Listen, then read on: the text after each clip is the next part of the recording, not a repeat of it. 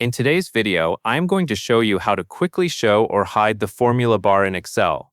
The formula bar is essential for viewing and editing long formulas, but hiding it gives you a much cleaner workspace with more screen real estate. Step 1. Navigate to the View tab. To get started, look at the main menu ribbon at the top of your Excel window. Find the View tab and click on it. This tab contains all the settings that control how your workspace looks without changing any of your actual data. Step 2. Toggle the formula bar checkbox. Once you are on the View tab, look for the Show group. You will see a checkbox labeled Formula Bar. To hide the formula bar, simply uncheck the box, and it will disappear instantly. To show it again, just check the box, and the formula bar will reappear right above your column letters. Conclusion. And that is all there is to it. You can switch this visual setting back and forth whenever you need to. If you found this quick tutorial helpful, please give this video a like and subscribe for more easy Excel tips.